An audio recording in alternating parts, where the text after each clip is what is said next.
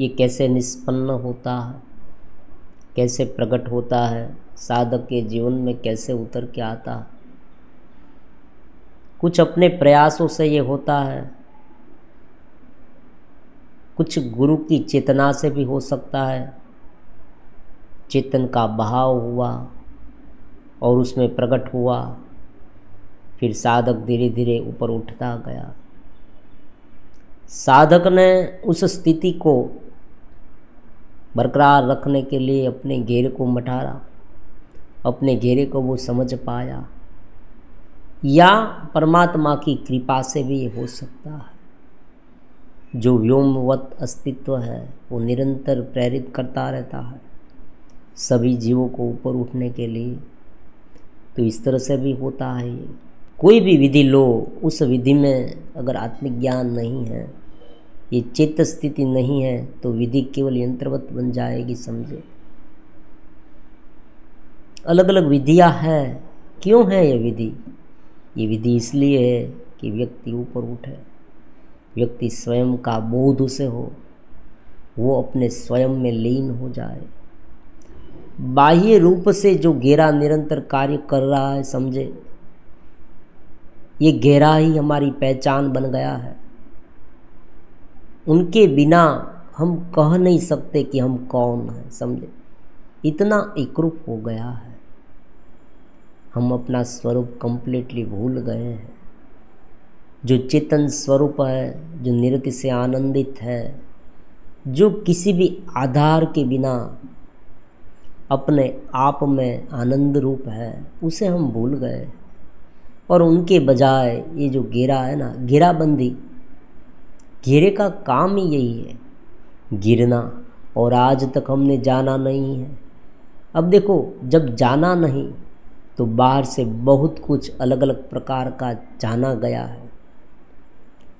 अगर कोई वस्तु के बारे में ठीक से हमें ज्ञान नहीं है, मान लीजिए हमारे सामने कोई एक प्राणी खड़ा है, हमें पता नहीं है कि वो प्राणी का नाम क्या है, हम उसे जानते नहीं, उनकी पहचान हमें नहीं है, हमने कभी वो प्राणी देखा ही नहीं, तो उस पशु के बारे में बहुत सारी कल्पनाएं चलती है।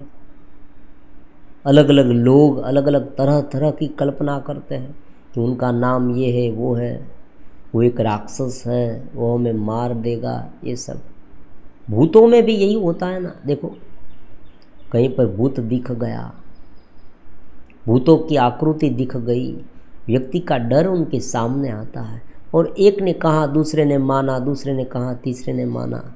इस तरह से ये पूरा जगत, ये पूरी बात फैलती जा रही है। तो जगत की सारी बातें ऐसी ही है कि जगत को देख देख कर जगत के जो अन्य लोग हैं दुनियावी, वो सब कहते हैं और हम मान लेते हैं। वो कहते हैं कि यहाँ आनंद है और हमें ये लगने लगता है कि यहाँ आनंद है। देखो, सुख मिला, पहली नज़र में जो हमें सुख मिला वो वास्तव में सुख नहीं होता, केवल इंद्रिय के विषय होता है। जहाँ पर हमारी इंद्रियां ठहरी उसे हम सुख मान ले। कोई व्यक्ति ने कहा है, वो सुनकर हम ये मान ले कि यहाँ सुख है, तो ये भी तार्किक बात नहीं है। क्योंकि जब परिवर्तन आएगा, जब बदलाव आएगा, तब यही सुख हमें दुख लगेगा। तो सुख और दुख दोनों एक परिवर्तनशील सिद्धांत है, बदलने वाले हैं, घेरे के हैं। इस बात को समझकर अगर दुनिया के साथ बर्ताव करेंगे तो बाह्य जीवन अपने आप सुगम हो जाएगा, सहज हो जाएगा। और भीतर जितना व्यक्ति चेतस रहेगा, जितना ऊपर उठेगा, उतना उनका बाहर स्टेबल होगा।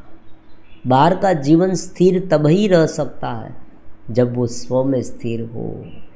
क्योंकि एक खूंटा उसने पकड़ लिया आत्मा का अपने, गुरु प्रदेश से वो जुड़ गया, चेतन प्रदेश से वो जुड़ गया, और उस खूंटे को मजबूतता से पकड़ लिया। फिर बाहर चाहे कुछ भी हो जाए, वो ही कहेगा कि ये घेरे का।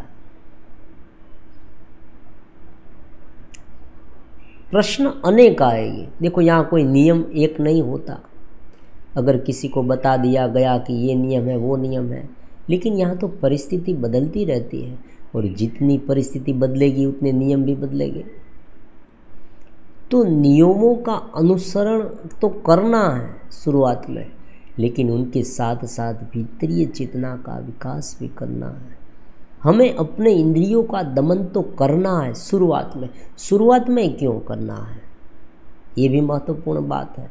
देखो शुरुआत में इसलिए करना है क्योंकि व्यक्ति जब तक भीतर से समझ न जाए, जब तक भीतर से वो इतना तत्पर न हो जाए, जब तक वो अपने स्वरूप को पहचान न जाए, तब तक ये बाह्य जो चमक दमक है ना, वो उसे आकर्षित करती रहेगी।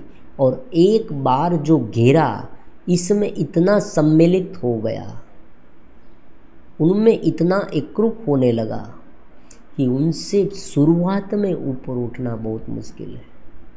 समझे? एक बार वो ऊपर उठा तब उसे मालूम होगा कि हाँ ये मेरी गलती है। क्योंकि यहाँ पर क्या होता है, नीचे की भी एक अवस्था होती है, ऊपर की भी एक अवस्था होती है, और दोनों के बीच में एक मध्य बिंदु है। अगर साधक उलझता उलझता उलझता उलझता एक हद से नीचे चला गया, फिर उसे बाहर निकलने के लिए आधार की आवश्यकता होगी। और यही चेतन प्रदेश है, गुरु प्रदेश है, जो बार बार उसे ऊपर उठाने के लिए प्रेरित करता रहेगा। फिर शुरुआती समय में क्या होता है कि साधना की विधियाँ होती है, ये न खाओ वो न खाओ, इस तरह से रहो उस तरह से रहो, ज़्यादा मत सोओ, ज़्यादा मत जागो, बहुत सारे नियम उसे बताए गए। शुरुआत में उसे नियमों का पालन भी करना पड़ता है कि इतनी देर तक बैठे बैठे ध्यान करो।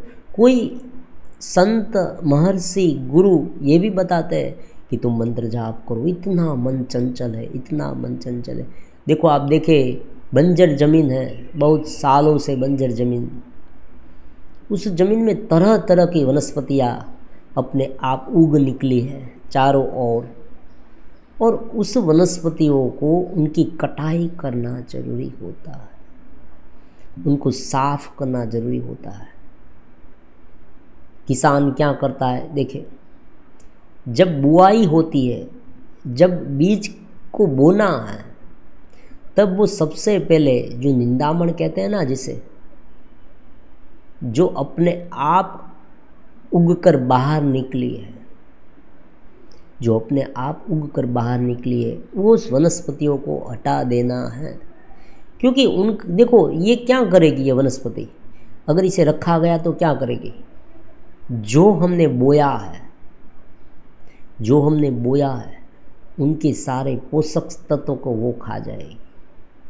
वो किस तरह से होता है समझे? हम साधना करेंगे, हम चेतन प्रदेश से जुड़ेंगे, हम निरति से आनंद में रहने का प्रयास करेंगे, हम उसमें रहेंगे, हम अपने स्वरूप को पहचानेंगे, तो संकल्प शक्ति बढ़ेगी ही बढ़ेगी। बहुत सारे लोगों का ये मानना है, कोई लोग ये भी बता रहे हैं कि चमत्कार ये सब नहीं, लेकिन बात चमत्कार की नहीं है, यहाँ संकल्प शक्ति की है। जो आत्मा, जो चेतना व्योमवत है, उनमें इतनी क्षमता है कि उनके संकल्प से प्रकृति में परिवर्तन आ सकता है। और बहुत सारे लोगों को ये अनुभव भी हुए हैं अपने जीवन में। इसलिए ऐसा कहा गया है कि गुरु संत ज्ञानी के आशीष अगर हमें मिल जाए तो हमारा जीवन का बेड़ा पार हो जाए। ऐसा क्यों कहा गया है? क्योंकि उनकी संकल्प शक्ति है, दूसरा कुछ नहीं है। अगर उनकी अमीर दृष्टि हम पर पड़ जाए, अगर उनकी सोच हमारे प्रति सानुकूल हो जाए तो फायदा होगा। तो स्वाभाविक रूप में अब क्या होता है, देखिए, संकल्प शक्ति हमारी बढ़ी, हमारा तपोबल बढ़ा, हमारा ध्यान बढ़ा, तो शक्ति बढ़ी, शक्ति बढ़ी, चेतना बढ़ी, तो ये चेतना कहाँ पर खर्च हो जाएगी? उस अलग अलग प्रकार के विचारों में। एक व्यक्ति को जाकर हम पूछेंगे कि अगर तुम्हारे पास बहुत सारी शक्तियाँ आ जाए, सिद्धियाँ आ जाए, तो तुम क्या करोगे? बस यहाँ पर होता है। कहाँ चेतना ड्रेन होती है। ये एसिडिक टेस्ट है। उसे पूछो कि तुम क्या करोगे। अगर वो तुरंत वो बताएगा कि भाई मैं इतनी माल मिल्कत है, इतनी धन संपत्ति है, ईमानदारी से कहेगा, समझे। अगर ईमानदारी से कहे तो अगर वो ईमानदारी से कहे तो वो कहेगा कि मुझे ये चाहिए, ये विषय आज तक मुझे अभी मिले नहीं हैं, वो मुझे चाहिए, वो मुझे मिल जाए तो बहुत अच्छा होगा।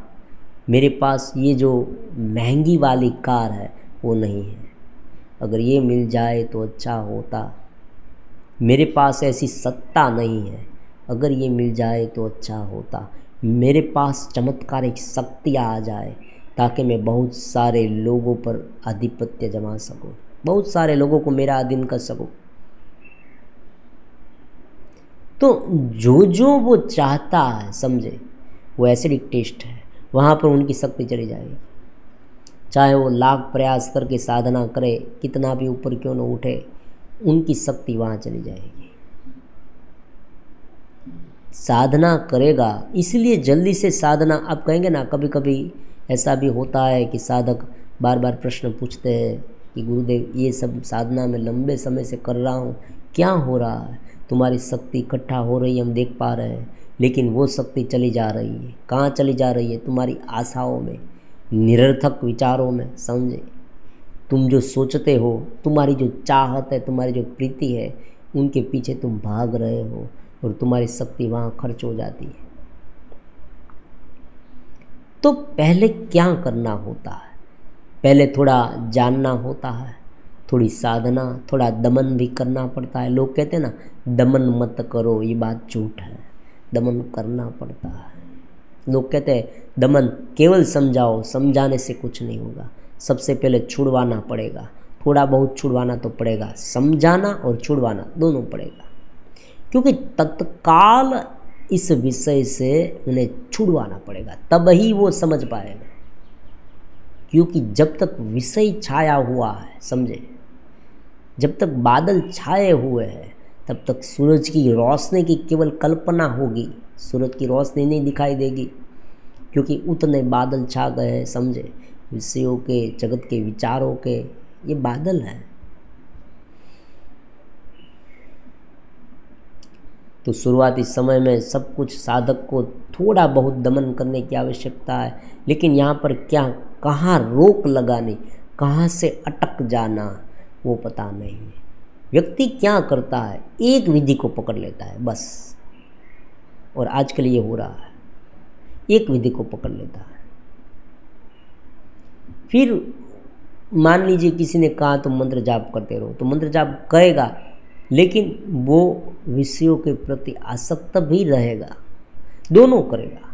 वो मंत्र जाप को एक यंत्रवत रूप से करेगा। मान लीजिए सुबह पर करेगा, 1 घंटे तक करेगा, रात को करेगा, रात को 1 घंटे तक करेगा, और फिर बताएगा कि देखो मैंने तो सब कुछ, मैं तो कर रहा हूँ ना साधना, फिर भी बदलाव क्यों नहीं आते, चेतस क्यों नहीं हुआ हूँ मैं। देखो तुम चेतस इसलिए नहीं होते क्योंकि तुम्हारी मंत्र जाप की जो शक्ति है, वो शक्ति इस घेरे को रुष्ट पुष्ट करने में यूज़ होती है, उनका उपयोग वहाँ हो जाता है, तुम्हारा घेरा ज़्यादा रुष्ट पुष्ट होता है। तो तुम्हें इस घेरे को भली भांति पहचानना चाहिए पहले कि तुम जो कर रहे हो आज वो क्या है, तुम्हें अपने आप को जानना चाहिए। इसे ही आत्मज्ञान कहते हैं, निरीक्षण करना अपने आप का, कहाँ हूँ मैं, अपने स्वयं का ज्ञान करना, कहाँ हूँ मैं, कहाँ अटका हूँ, कौन से विषय मुझे बहुत आहत कर रहे हैं, कौन से अलग अलग विचार मुझे भटका रहे हैं। देखो बहुत महत्वपूर्ण है, वरना उनकी शक्ति वहाँ चली जाएगी। तो एक विधि को पकड़ना और सब कुछ भूल जाना, ऐसी बात यहाँ पर नहीं होती। समझ भी चाहिए, बाह्य थोड़ा बहुत दबाव भी चाहिए, और ऊपर उठना भी है। इस तरह से अगर चले गए तो धीरे धीरे करके बहुत जल्द ही हम चेतस होते जाएंगे। और एक बार आत्मज्ञान हो गया, एक बार सब कुछ जान लिया, उपनिषद कहते हैं, समझे, मैं नहीं कहता हूँ, ये लोग नहीं बता रहे, उपनिषद बता रहे हैं। मुंडक उपनिषद कहता है कि उन्हें जान लेने के बाद सब कुछ जाना जा सकता है। सब कुछ जान लिया हमने, अगर उसे जान लिया, क्योंकि उनकी चेतना से तो ये बना हुआ है, ये पूरा जगत उसने बनाया है, समझे। अब बनाया है जब कहते हैं ना, तब क्या होता है, लोग ये मानते हैं जैसे कोई कुम्हार है, वो घड़े का निर्माण करता है, घड़े का निर्माण करता है। घड़ा जो मिट्टी का बर्तन है, उन्हें बनाने वाला जो है वो उसे बनाता है। उसी तरह से ये लोग सोचने लगते हैं कि इस तरह से भगवान बैठे कहीं पर सिंहासन पर और जगत उसने बनाया। बनाने वाला किस तरह से ये जगत को बनाता है, वो अगर जानना है तो जगत के प्रकारों को देखें, जगत के विस्तार को देखें, समझे, ये बात होती है।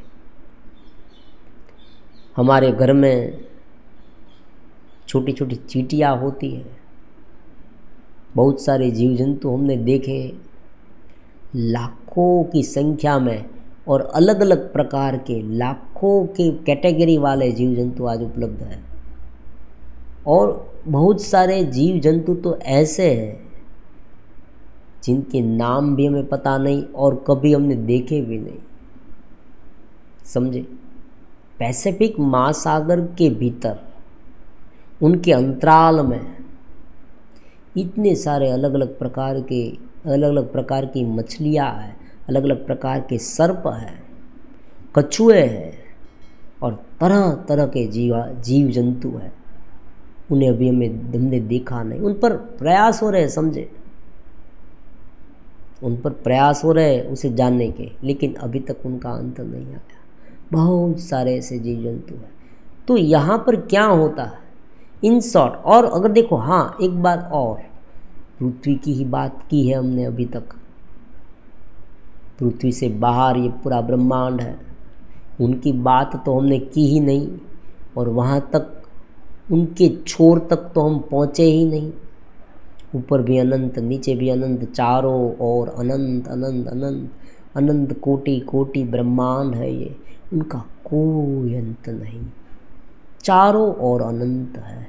अब ऐसे ब्रह्मांड को बनाने वाला कोई एक जगह पर कैसे बैठा हो सकता है, समझे। और वो हमारे जैसा ही है, ये सब कल्पना है। अनंत को बनाने वाला अनंत होता है, बस यही बात होती है। अमेरिका में, समझे, अमेरिका में जो जीव जंतु रहते हैं वो भी जन्म लेते हैं, बढ़ते हैं, पलते हैं, वो क्षीण होते हैं और मरते हैं। यहाँ भी ये होता है। तो जिस समय यहाँ ये घटना होती है, उस समय वहाँ भी वो घटना होती है, पल पल में ये घटना होती है। एक जगह पर बच्चा माँ के गर्भ में बड़ा हो रहा है, एक जगह पर एक बूढ़ा आदमी मर रहा है, एक जगह पर एक पति पत्नी संभोग कर रहे हैं, अभी तो उनका बच्चा भी नहीं हुआ है, समझे। तो हर एक जगह पर ब्रह्मांड है, अलग अलग ब्रह्मांड होता रहता है, जगत उत्पन्न होता रहता है, जगत उत्पन्न होता रहता है। और उस उत्पन्न हुए जगत को अगर निरपेक्ष भाव से देखेंगे, बहुत ही तटस्थ भाव से देखेंगे, तो ये जगत अनादिकाल से ऐसा ही है, उत्पन्न होता है, बढ़ता है, क्षीण होता है और नाश होता है। जिस तरह से ये सूरज है ना, देखो पृथ्वी घूम रही है, सूरज शुरुआत में कैसा, सूरज एकदम बाल्यावस्था में होता है, कोमल कोमल उनकी किरणें होती है जो धरती को प्रफुल्लित कर देती है, फिर धीरे धीरे उग्र होती है, फिर उग्र, इनसे उग्र, फिर मध्याह्न आता है, फिर धीरे धीरे ढलने लगती है, और रात के समय, शाम के, संध्या के बाद वो पूरी तरह से गायब हो जाती है, अंतराल में चली जाती है। उपनिषदों ने बहुत गाया है कि उसी तरह से चेतना का प्रकटीकरण होता है, चेतना अपने आप में विलीन हो जाती है। बस इतना सा जगत है। इस बात को इतनी गहराई से समझ ले, फिर अपने आप में उनका अनुभव करें। अगर ये करना आ गया तो कोई भी विषय ऐसा नहीं है जो हमें आकर्षित कर पाए, समझे। विषय की एक चमक दमक होती है, वो कब तक होती है? जब तक हमें ज्ञान नहीं हुआ, जब तक हम घेरे में फंसे हैं। और घेरे में फंसना मतलब केवल मन को उनमें रखना, ऐसी बात नहीं होती, समझे। घेरे में फंसना उनका मतलब ये हुआ कि चेतस का शून्य होते जाना, बस ये बात होती है। मूलभूत चेतना हमारी है, उस चेतना का अनुभव होने के बजाय जगत को उस विषयों के माध्यम से देखना, उस वृत्तियों के माध्यम से देखना, उन्हें ही फंसना कहते हैं, उन्हें ही जगत में रहना कहते हैं। और ध्यान के माध्यम से, योग के माध्यम से, मंत्र जाप के माध्यम से, देखो या हम किसी भी मार्ग की निंदा नहीं करेंगे, समझे। बहुत बार ऐसे मैसेज मिलते हैं कि ये फलाने स्वामी जी बाहर आए हैं और ये नाम स्मरण के बारे में बताते हैं, ठिकाने स्वामी जी आए हैं, वो ध्यान करने के बारे में बताते हैं। क्या वो गलत है? कोई गलत नहीं। हाँ, एक व्यक्ति गलत है, अगर वो व्यक्ति ये बताए कि जगत ही सच है। अगर कोई व्यक्ति आपको ये बताए कि जगत में कोई परमात्मा नहीं है, कोई आत्मा नहीं है, कोई चेतना नहीं है, वो व्यक्ति गलत है। परमात्मा चेतना ही जगत में है, उनके सिवा कुछ नहीं है। जैसा घेरा वैसी साधना, बस यही बात होती है, दूसरा कुछ नहीं। जैसा घेरा वैसी साधना। कोई व्यक्ति ऐसे होते हैं जिसे ज्ञान से पता नहीं चलता। अब देखो एक सामान्य उदाहरण लेते हैं, देखो कोई व्यक्ति अनपढ़ गवार है, और हो सकता है इनमें कोई नवीनता नहीं है, जिन्हें इतनी सहूलियत ना मिली बचपन से, किसी ने उसे पढ़ाया नहीं, किसी ने उसे लिखाया नहीं, कुछ भी ज्ञान नहीं है, और उनके आगे बड़े बड़े शास्त्र खोल कर बैठ जाओ, वो क्या पता कर पाएगा बेचारा। तो उनके सामने क्या कहना है? सरलतम आप कहेंगे कि तुम ये मंत्र जाप ये सब करो, धीरे धीरे तुम्हारा विकास होगा। थोड़ा बहुत पढ़ा लिखा है तो हम उसे समझाएंगे, भाषा का ज्ञान है तो हम उसे ये भी कहेंगे कि तुम भगवद गीता के श्लोक पढ़ो, तुम समझो इसमें क्या लिखा है। तुम्हें समझ में नहीं आता तो ये बार बार सुनते रहो, तो धीरे धीरे तुम्हें समझ में आ जाएगा। जैसे जैसे तुम्हें समझ में आता जाएगा वैसे वैसे तुम पूरी तरह से एकरूप होते जाओगे। और जिनका मन इतना चित्त चंचल रहता है, इधर उधर भटकता रहता है, उसे हम ये समझाते हैं कि तुम अपने मन को शांत करो, उनके लिए नाम स्मरण करो। कभी कभी ऐसा भी होता है कि किसी को आत्मा के बारे में नहीं पता, केवल नाम स्मरण करता रहता है, और वो यही मानता है कि परमात्मा कोई एक सिंहासन पर बैठे हैं और मेरे पास आएंगे, मुझे मदद करेंगे। तो उसे ये समझाना पड़ता है कि भाई परमात्मा व्योमवत है। तो देखो कितने सिद्धांत बन गए, कितने मार्ग बन गए। अब एक दूसरे के सामने क्या लड़ना, क्या झगड़ना, क्योंकि कोई गलत नहीं है ना। गलत वो है जो इस जगत में ज़्यादा से ज़्यादा किसी को प्रेरित करता रहा है, वो ये कहे कि ये जगत सच है और जगत भुगतता रहे। जगत में जो विषय है, जो तुम भुगत रहे हो, वही सब कुछ है, उसे ही परमानेंट भुगतते रहो, वो व्यक्ति गलत है। लेकिन अलग अलग उपाय बता रहे हैं, कोई कहता है नाम स्मरण को करो, कोई कहता, हाँ एक बात है, उस उपाय को पकड़ कर मत बैठ जाना, पूरे जीवन वह नहीं करना। होता यही है, एक बात बताई, व्यक्ति ने सुन ली कि ये करना है, फिर वो अपना घेरा मजबूत करता रहेगा, समझे। वो ये नहीं मानेगा कि बाह्य अहंकार ही छोड़ने की चीज़ है, समझे। वो मन को थोड़ी देर तक लगाएगा नाम स्मरण में, कथा में, कीर्तन में, लेकिन फिर से जैसा था वैसा रह जाएगा। पाप कर्म में लिप्त रहेगा, विषय वासना में लिप्त रहेगा, देखो जगत की आपाधापी में दौड़ता रहेगा। उसे यही लगता है कि ये सब सच है, उसे यही लगता है, और वो देख कर दूसरे व्यक्ति को देख कर भीतर जल रहा है, उसे जलन हो रही है। अरे उसने भुगत लिया और मैं रह गया, अरे वो कितना आगे बढ़ गया, मैं तो पीछे रह गया। देखो वो अपने आप को कोस रहा,